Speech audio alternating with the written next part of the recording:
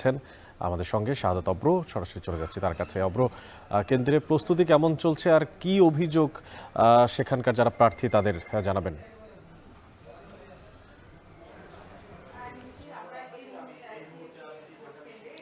অনেক এই মুহূর্তে আমি দাঁড়িয়ে আছি একটি অন্যতম ভোট কেন্দ্র, সেটি হচ্ছে সিনেট ভবনের যে ভোট কেন্দ্রটি আছে সেখানে কিন্তু হচ্ছে সারি সারি যে বুথগুলো আছে সেগুলো কিন্তু সাজানো আছে। তার সাথে সাথে কিন্তু হচ্ছে সারি সারিভাবে কতগুলো এখানে কিন্তু 33টি বুথ আছে। তার পাশাপাশি এরকমই কিন্তু হচ্ছে ঠিক 8টি কেন্দ্রে মোট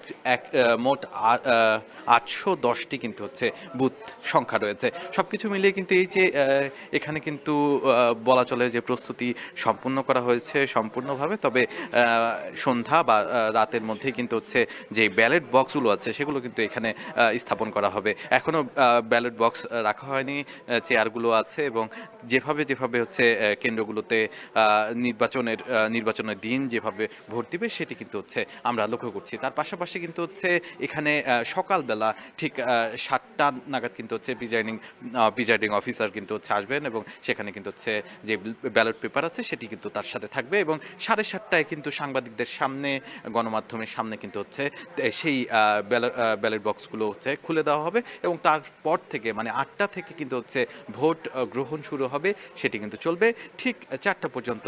আর নির্বাচন কমিশনের পক্ষ থেকে কিন্তু জানানো হয়েছে এখন পর্যন্ত সব কিছু তাদের যে হচ্ছে প্রস্তুতির অংশ, সেই প্রস্তুতির অংশ মাফিকই হচ্ছে, কোনো ধরনের ব্যত্যয় কিন্তু এখনো ঘটেনি এবং যে ভোটের পরিবেশের কথা বলা হয়েছে সেটিও কিন্তু হচ্ছে তারা বলছেন যে শান্তিপূর্ণ পরিবেশের মধ্যে দিয়ে এবারের যে ডাকসু নির্বাচন সেটি কিন্তু হতে যাচ্ছে। এবং আপনাকে যদি অনেক জানিয়ে রাখতে চাই যে নির্বাচন কমিশনের পক্ষ থেকে কিন্তু হচ্ছে নানা ধরনের অভিযোগ থাকলেও সাইবার যেই ক্রাইম কথা বলা হচ্ছে এবং বিভিন্ন প্রার্থীর কিন্তু হচ্ছে আইডি নানাভাবে গায়েব হয়ে যাওয়ার কিন্তু হচ্ছে আমরা বিভিন্ন ধরনের অভিযোগ শুনতে পেয়েছি। তার পাশাপাশি কিন্তু আমরা জানতে পেরেছি যে ছাত্র দলের যে ভিপি যে এজিএস বা জিএস প্রার্থী দুজনেরই কিন্তু হচ্ছে একটি আইডি, তাদের যে ব্যক্তিগত আইডি সেখানে কিন্তু আক্রমণ হয়েছে। তার সাথে সাথে শিবিরের প্যানেলের অনেকের কিন্তু আইডি এখন পর্যন্ত